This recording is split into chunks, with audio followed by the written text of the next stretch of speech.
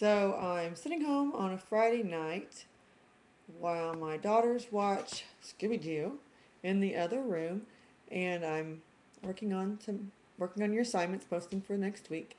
And as I've been posting,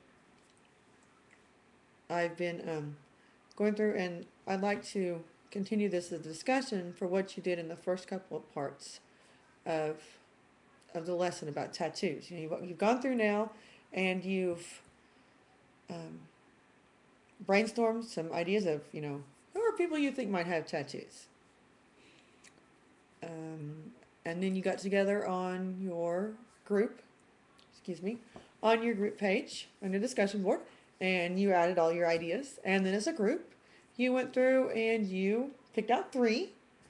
And from those three, you put those on the board. And now we have a group, I think there's five groups. So we've got about 15 different ideas and samples of people that we think might possibly have tattoos. Now, some of them might be repeats, but there's still at least probably five different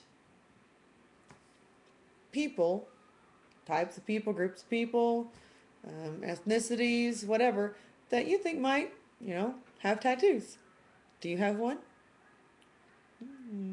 No, I don't. I tried to get one, but my husband wouldn't let me.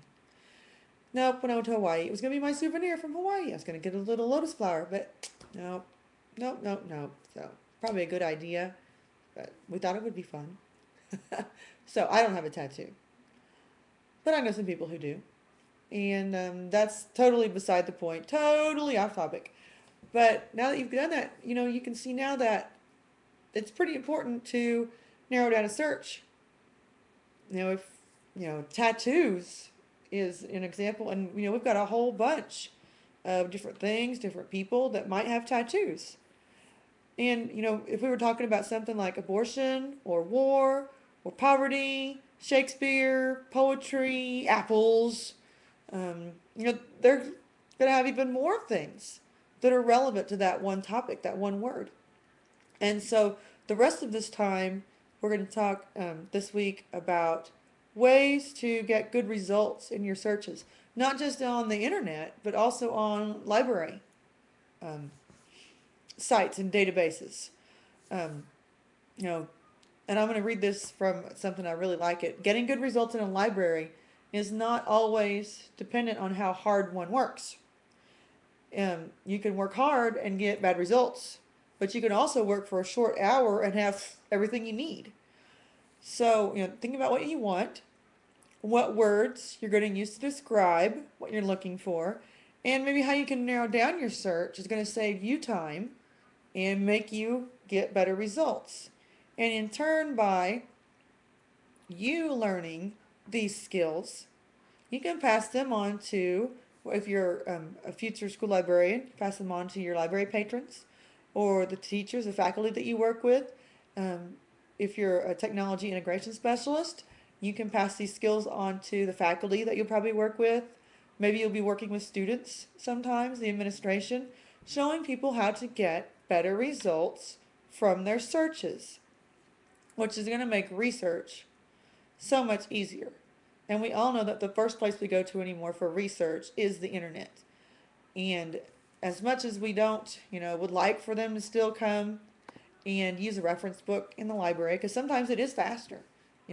We can pick up a reference book and a dictionary, look up a word in 30 seconds, where finding the dictionary on the internet and all that stuff, it's going to take longer. Or maybe it's a good definition, maybe it's not.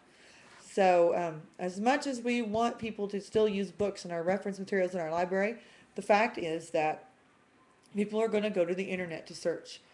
We're going to use, on universities, they have great, big, wonderful databases of articles and journals, magazines, periodicals, and things that we can look for. But if we don't take time to really think about what we're searching for and what kind of terms we want to use when we're searching, we're going to get so much information that we're going to be overwhelmed. So in this exercise and the rest of this time, you're going to learn about ways to condense your searches, make them more specific, narrow down what you want to find. And that way we get fewer hits, but the hits that we get are definitely more relevant. So enjoy your time this week. You're going to be searching in Google. You're going to be using the library. You're going to be learning about Boolean. And maybe some of you already know this. Maybe you're really good at this already. And so there's a little extra perk, I guess I'll call it, in here for you and what you're going to do this week. So I hope that with your group, you realize now that, even with a subject like tattoos, there's a lot of information that we can find or ask for or look at with that subject. And our searches need to be narrowed down. So go out there. I'm going to go back to Hill Street Blues. I'm not going to go there. That's going to show my age. And some of you just went, Hill Street Blues? What's Hill Street Blues? But, be safe out there. Sorry. Oh dear. If you know what Hill Street Blues is, you'll know where that came from. Um, Go out, enjoy yourself. If you have questions, please don't hesitate to holler at me.